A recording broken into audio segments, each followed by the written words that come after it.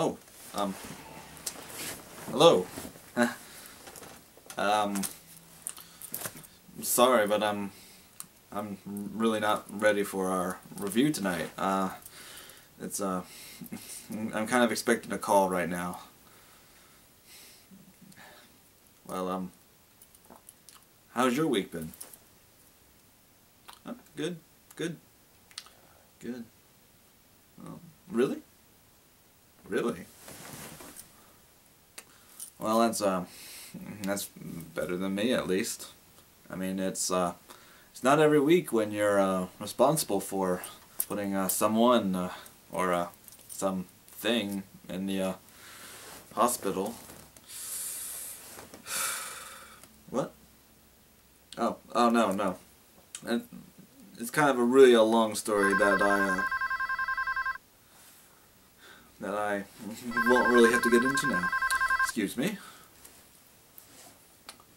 Hello. Yes, hello, gentlemen? Gentlemen? Yes, this is, Dr. Marlon, Blando, who, at the, hospital. You are, listed as the person to call regarding the, condition of the, movie, Jurassic Park, The Lost World. Is that, correct?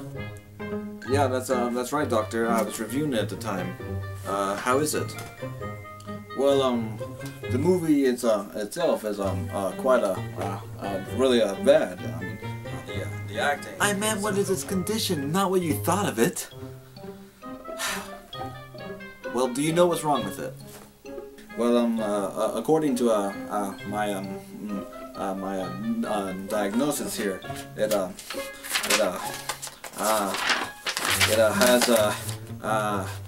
sequelitis. Yes, sequelitis. Sequelitis? That's not a real disease. Yes, it is. It is real. Yes, very real. Yes, it's where a movie, it's related to its predecessor, but not really related, but it's where it suffers from being nowhere nearly as good as the first one, the one that came before the predecessor. Yeah, but that's not a whatever. Okay, so what do we do to save it from sequelitis? Oh, well, the best way to snap a movie out of a sequelitis is to continue to force it to accept the facts of its situation. That way, that is what you need to do. You must be quick, handle this quickly and deftly, and be brutal, very brutal, before it is too late, and of course things happen. Well, why don't you do this? I mean, you're the doctor. Well, actually, hold that thought, because I have to go check on the movie. The movie needs me, so goodbye. Yes, goodbye. Yeah. Well, I guess there's no hope for it. Guess we'll just go ahead and go on with the review as planned. So, good evening. I am the gentleman, and this is the Gentleman Voice.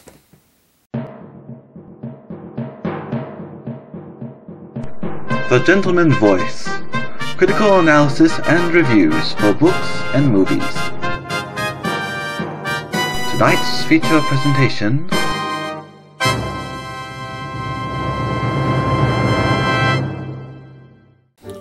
Before we venture into The Lost World, let us go over a little bit of history for the series. The original was amazing, especially for the stage of CGI and animatronics present in the film at that time, and it remains a movie worth seeing at least once, if not more.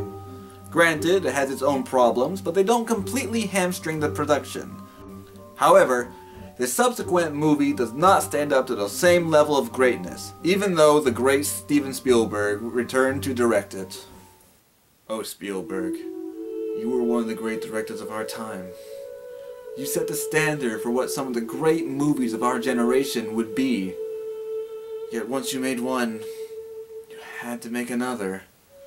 And you were so preoccupied with whether or not you could, you did not bother to think whether you should. Let us all have a moment for the creative genius of Steven Spielberg.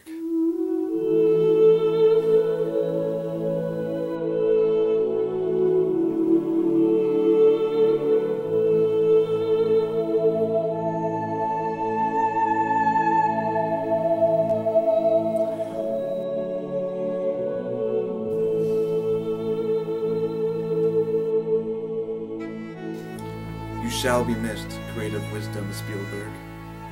You shall be missed.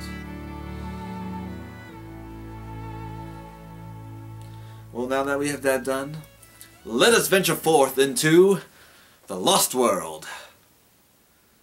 If we dare. So we begin our movie on an island where a little girl gets attacked by dinosaurs. Compies, to be exact. Transition to... What? You think I'm glossing over it? You think that there's something worth actually discussing in that scene? No, that's it. That's it. A girl gets attacked by dinosaurs, and that's the end of it. We never see these people again. We talk about them for maybe 3 seconds later in the film, and the movie could have been made without this scene. So, since I've got that covered, let us proceed. Transition to Ian Malcolm, the chaotician from the original movie, going to visit John Hammond. And don't worry, while his acting in the first movie was semi-decent, this time he's less than that. Dr. Malcolm! Oh god, no, not the kids from the first movie. No. Spare us that much pain at least, Spielberg, please! But no sooner do we see two familiar characters when we are introduced to one not so familiar. Peter Ludlow, played by Arliss Howard. He is John Hammond's nephew, who apparently is taking control of his uncle's company. You can convince the Washington Post and the Skeptical Inquirer of whatever you want. But I was there, I know what happened, and so do you.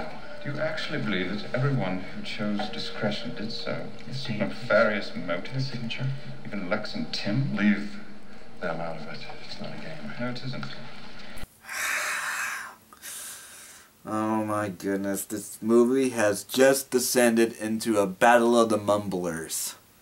Seriously, did Arliss Howard think that he could out-mumble Jeff Goldblum, the king of mumbled lines? He lost before the movie even began.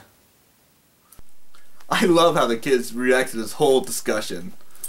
Oh look, a terrible sequel for a great movie getting made. What do we do? Let's just slip away quietly, maybe no one will notice. Good idea, let's go! If only the audience had your sense, kids. If only. Thank God for Site B. Site B? Ian finally gets away to visit with Hammond, who tells him that there is another island used for breeding the dinosaurs on Isla Sorna called Site B. Wait.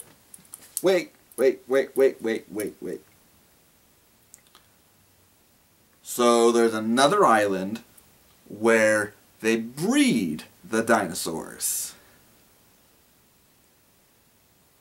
So explain to me, if you can, explain to me why they have an incubator on the first island where they breed raptors. Alan Grant even held one. Never mind. Let's just go on. I'm sure that there's nothing else that Spielberg is going to ignore from the first movie that he made. Hammond apparently wants to send Malcolm to head an expedition to study the dinosaurs on Site B, where the evil nephew wants to go and exploit dinosaurs as well. John, okay, so there's another island with dinosaurs, no fences this time, and you want to send people in, very few people, on the ground, right? And who are these 4 lunatics that you're trying to con into this? Well, it was difficult to convince them as to what they were going to see, and in the end I had to use my checkbook to get them there. Oh, so, like how the movie got made. But Malcolm realizes that the kids had the right idea and tries to slip away. But Hammond informs him that his girlfriend is on the island ahead of the team. You didn't contact Sarah. It's too late. She's already there. Oh, well, that's just great. One lone woman against the most dangerous and deadly predators the world has ever known. Pfft, she'll be dead before. She spent years studying African predators, you know, sleeping downwind and all. She knows what she's doing. Oh. Okay then, well, I'm convinced of that. You convinced? Okay. But Malcolm's not convinced. It's not a research expedition anymore. It's a rescue operation, and it's leaving right now.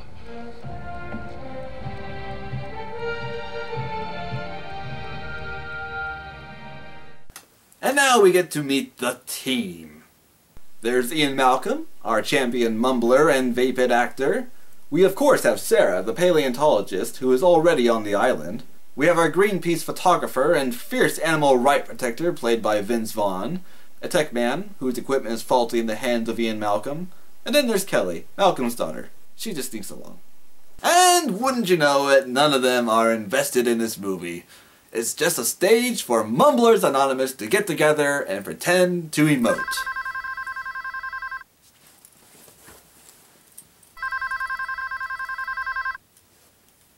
Hello? Hello, gentlemen, this is, Dr. Marlon Blando again. I know, cell phones have caller ID. What do you want? I just wanted to, let you know that the movie has, developed a new, severe type of symptom. It's, suffering from more than just, sequelitis now. Oh, no.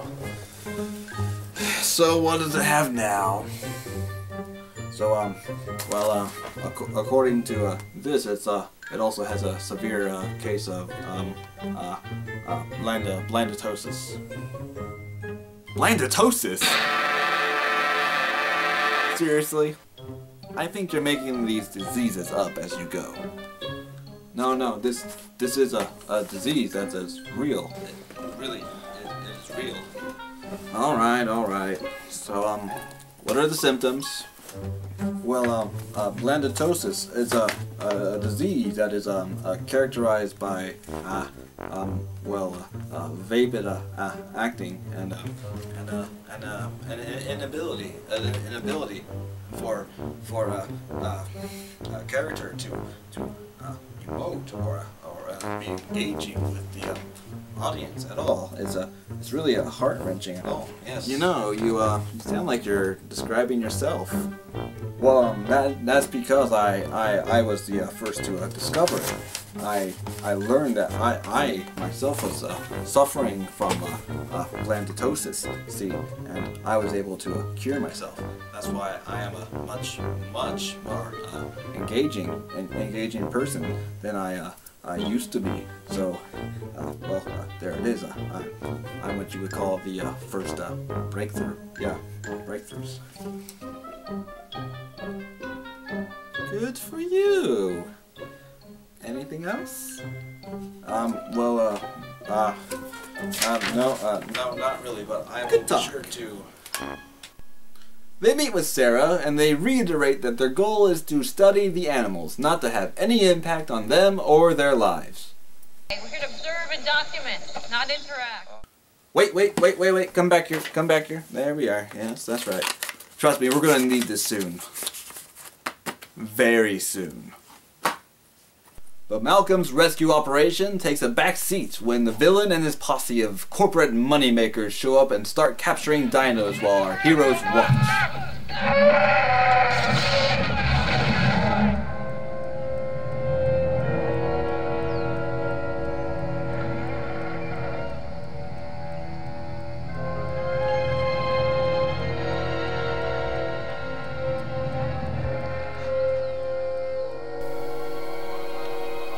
Things that humanity does. Ow! What the hell? What the... Ow! Okay, I got it, alright? I got it. You don't need to hammer it into me. Beating up on animals is bad. You don't need to hammer in the... So of course, since we have a moral to hammer into everyone, our extreme animal rightists and paleontologists raced through their camp and released the caught dinos, causing more destruction and danger than the villains had with their diabolical scheme. Before beating a hasty retreat, Vaughn's character races over to an injured T-Rex baby and carries it back to their camp for medical aid. Watch his head. No, honey, watch his head. No, honey, no. We're here to observe and document, not interact. So to recap, the whole concept of observe and document, not interact, is complete bull. Thank you so much for sending these great scientists who are dedicated to their work and will not break the simple rules they were sent to follow. Thank you. Of course, that means the T-Rex parents are going to come after them. This isn't hunting behavior, Ian. Not hunting. They're searching. They came for their infants. Doy? I thought maybe they were coming for the all-you-can-eat buffet at the Mumbler's Diner. But hell hath no fury like Rexes from their infants shorn as they attack and try to push the characters over the cliff. Really? Are T-Rexes smart enough to figure that out? That if you push a trailer with people in them over a cliff, it will kill them. Last I heard, raptors, velociraptors, are the problem solvers in the dino world. So, I don't know if a T-Rex would be able to figure that whole thing out, where I push you, you die. I don't think they would figure that part out. Now, granted, if they are hell-bent and dead set on killing these main characters, and they have my full sympathy and blessing to do it. But if T-Rexes are smart enough to figure that part out, why doesn't Malcolm or Sarah just go out and talk to them? They could probably come to a very good understanding. Well, we set your buddies free and we fixed up your infant's leg. Why don't you go meet those guys over there? Well, that's a good idea. But first, No, no, not you. That guy. Oh, well, okay. What do you mean, okay?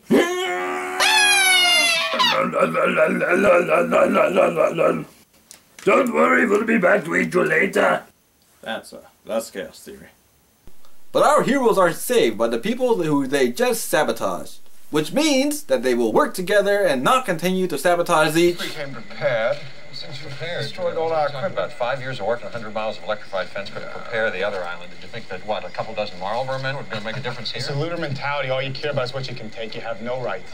An extinct animal that's brought back to life has no rights. It exists because we made it. We patented it. We own it. Okay, so apparently the moral of Jurassic Park 2 is never compromise on your beliefs and continue to condemn the people who saved your life while continuing to put yourself in danger! Knock it off! Regardless of the logistics behind the rules of survival versus morality, both parties agreed to work together to get out of the situation. The Tyrannosaurus got the largest proportional olfactory cavity of any creature in the fossil record with the exception of one. Rex just fed, so he won't stalk us for food. Well, then they should be safe unless they do something stupid, like leave a trail of... Are you kidding me? No! Stop!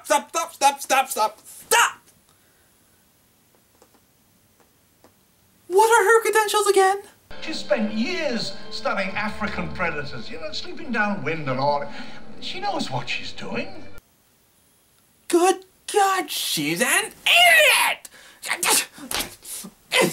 She deserves to be eaten. She deserves it. She totally deserves to be T-Rex chow. I mean, wouldn't the flies buzzing around the blood tell her that she's a walking meat buffet? You injured? Huh? Good. So at least now she's going to be smart and take the jacket off. Are you serious? What is she thinking? What is she thinking? We'll be safe from the T-Rexes if we go that way. Wait, didn't you just say that T-Rexes have great noses? Yes, but we'll be fine. You realize that you do have the infant's blood all over your jacket, right? Yes. Well, shouldn't you take it off? No, because I smell like their infant, not like their food. Therefore, they won't come and eat me. Trust me, I've studied African predators that will make your hair go gray. But if they tracked us before because of... Do not question my logic! Okay. Why, Spielberg? Why? Why have you reduced yourself to this? You used to be one of the greatest directors of all time. Why have you reduced yourself to these pathetically stupid characters? You know what? I'm just gonna go through this really quickly. I just want to go through this really quickly and see when these idiots get eaten! So the T-Rex tries to spare us any more pain by killing our main characters again. And... is it just me? Or is the T-Rex a giant lumbering monster of murder running slower than a pack of frightened humans? Let me bring our attention back to the first good movie. Script page, don't really know, doesn't really matter. Let me see. Alan Grant says, "How fast are they?" while looking at Brachiosaurus, or whatever it is. Hammond replies, "Well, we clocked the T-Rex at 34 miles an hour. Unless those are the fastest human beings alive, that is not 34 miles an hour." What happened, Spielberg? Did you just wake up one day and say, "Well, let me see, today's Monday. It sounds like a good day to go refute everything I did to my first movie"? You know what? I'm just gonna go zip closer to the end. It'll spare us much more pain. Oh look! Velociraptors! This is promising! This actually looks like we're going to get some good action because these are the smartest dinosaurs around. Maybe now someone will... Here! Wait. These are our intelligent dinosaurs? These are the problem-solving dinosaurs? The most intelligent dinosaurs? And they fall for little tricks like... Here! Whatever happened to attack from the sides while one distracts?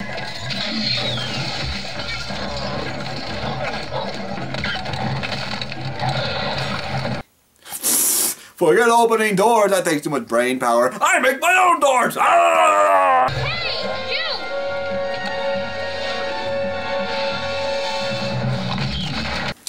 Nope. These raptors are as consistent as the T-Rexes. Skip them! Somehow these idiots get rescued, but one of the T-Rex adults and its infant get captured by the evil villain's posse. And their diabolical plan for these two is...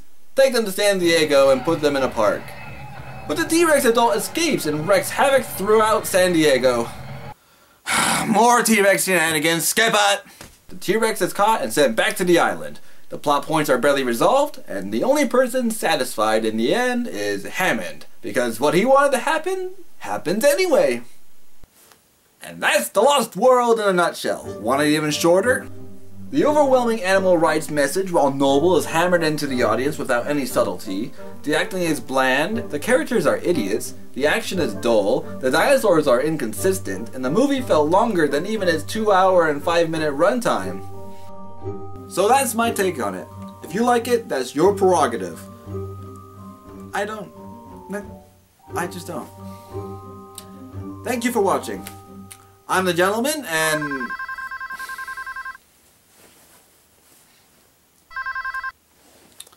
Hello? Oh, well, Gentlemen, hello. This is Dr. Blando. Wow, what's wrong? I think you almost had an emotion there. In all truth, Mr. Gentleman, it's a movie that is, I was watching. I was watching its sequelitis case. See, and the sequelitis has now become is transformed into a new worst case called trilogitis. Trilogitis, yes. Okay, well, listen, Blando, listen. I tried to help the movie. I really did.